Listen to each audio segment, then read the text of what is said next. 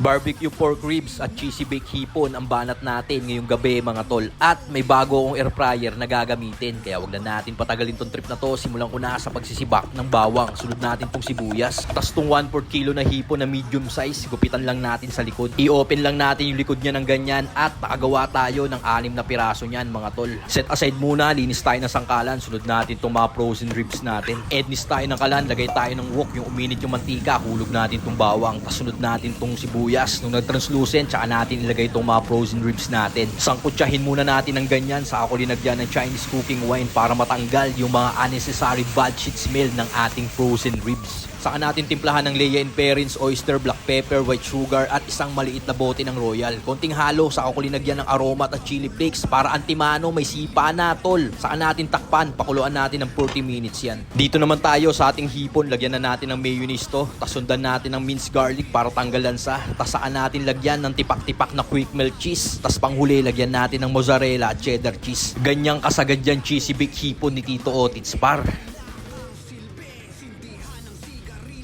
Balik tayo sa ribs natin, linagyan ko na ng dahon ng laurel at star anise para mabango. Tapos linuto ko na sa high flame hanggang sa magmantika siya ng ganyan at safety na to mga par. At mga tol, itong bago nating air fryer na mabisa. Ito ang Tumbler PH air fryer. Napakasagad nito tol dahil sa laki nito, madami kang pwedeng isalang dito. Pwede ka mag-bake, pwede ka mag-roast at higit sa lahat, meron tong anti-explosion glass material. Kaya malayo ka sa pagsabog dito par. Kaya kung trip mo tong produkto ko, check mo, nasa yellow basket ko. Tapos yan, salang na natin tong mga cheesy baked hipon natin. Sinet ko ng 15 minutes sa 180 degrees yan.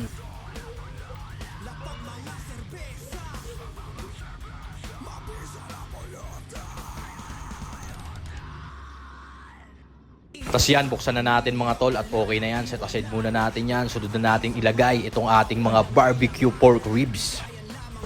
Sinet ko naman to sa 10 minutes sa 200 degrees Celsius. Tapos yan, after 10 minutes, balik rin muna natin. At another 10 minutes lang yan mga tropa. At safety na to. Tapos yan, plating na natin mga tol. Pinagpatong-patong ko na lang ng ganyan. Tsaka natin lagyan ng spring onion. Pinaka-garnishing niya. At nakapag-plating na nga rin pala tayo ng ating cheesy baked hipon. Pinartira na lang natin yan ng Sunbig Light para ganap na ganap. So paano tol? Tara! Tagay na. Yon mga tol, ngayong gabi, ito yung nagawa natin dalawang klaseng solid na pulutan. Gumawa tayo ng air fried barbecue pork ribs saka cheesy baked hipon. Yan o, bisa niyan tol. At syempre, light na inom lang tayo. Bagay po. Ito na tol o. Tikman natin.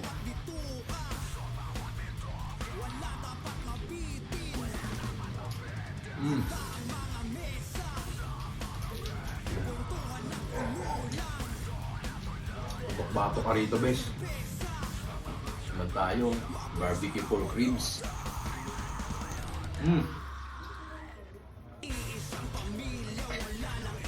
Sarap to kanin ito.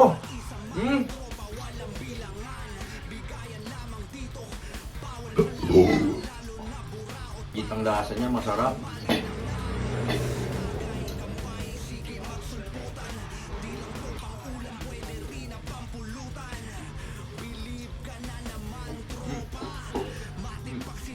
Tagay po.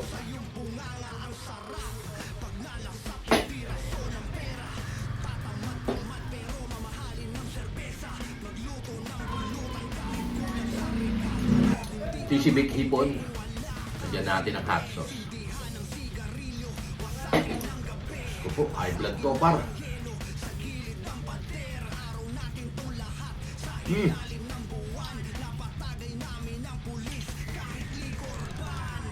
Paano mga tol? Kanin na kailangan ko rito. Hanggang dito na lang. Peace.